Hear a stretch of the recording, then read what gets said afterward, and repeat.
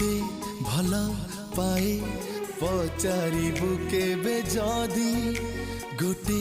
कथा कहिबि मु